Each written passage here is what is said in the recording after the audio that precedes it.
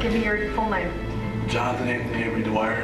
And your date of birth. 7/26/1989. Arizona Cardinals running back Jonathan Dwyer is now accused of assault and preventing a woman from calling 911. If you count it up, and you do need a flowchart here, that's 5 NFL players accused of some kind of domestic violence. Star running back Adrian Peterson benched again. The Minnesota Vikings announcing just hours ago that Peterson will be required to remain away from all team activities until his legal proceedings are resolved. We want to be sure we get this right. And in the end, it really is about getting it right.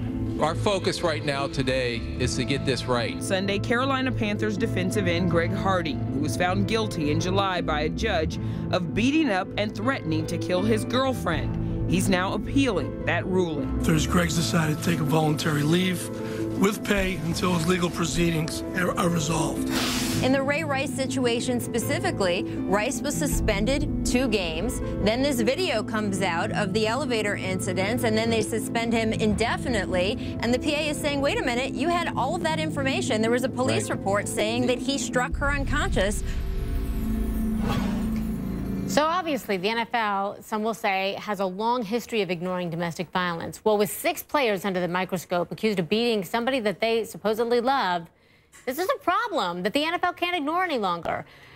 Psychologist Judy Ho joining me now via Skype, along with criminal defense attorney and HLN legal analyst Joey Jackson. Thank you both for being here. Pleasure, Christi. You know, I wanted to ask you, Judy, because we were talking about this earlier.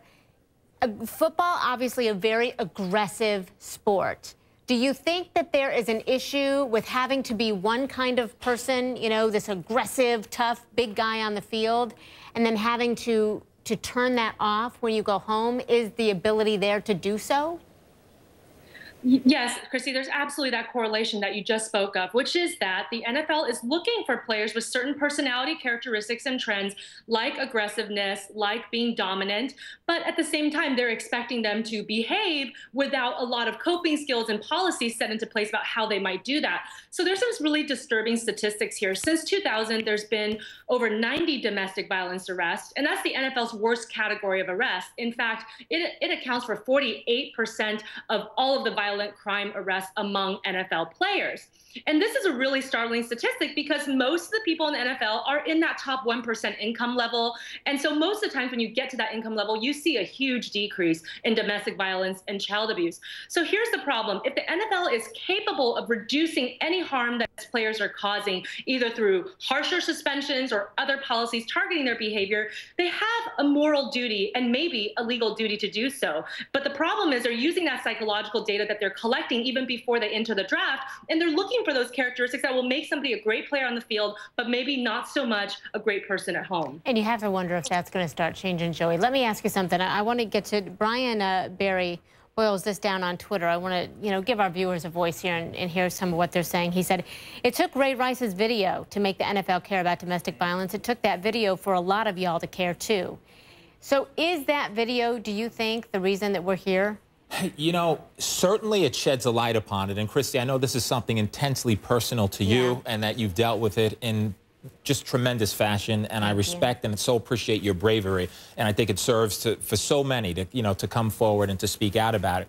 But the reality is that I think what happens is that it shines a light, and whenever something is sort of seen in the light of day, it changes the dynamic of it. We see that in a lot of areas, Christi. We see that with legislation. Someone drowns, and then of course you have to put a fence up, and so the issue becomes it's never too late. And the fact is that a light is shined upon it. What are going to be the policies going forward? What's going to be the deterrence for other players not to do this, to serve as an incentive that there will be real consequences to pay? And when those consequences are paid, Christi, I think we'll see a change in the attitude with respect to the support, appreciation, and love of women, and not the striking them down.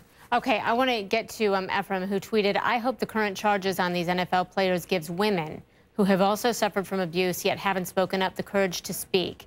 Do you think, Judy, that is part of what's going to happen? I mean, we started the conversation. We have to make sure it doesn't go away. And we should point out this is happening, which I think is all very ironic, or should I say coincidental, just weeks before October, which is National Domestic Violence Awareness Month. Right. Well, we certainly hope so, Christi. But the problem is a lot of women who are in domestic violent relationships, they end up defending their partners. They actually truly love their partners. And there's a dynamic that's going on in these types of relationships that makes it hard, even for the abused, to separate from the abuser. And most of the times, Christi, it's really not that clean cut.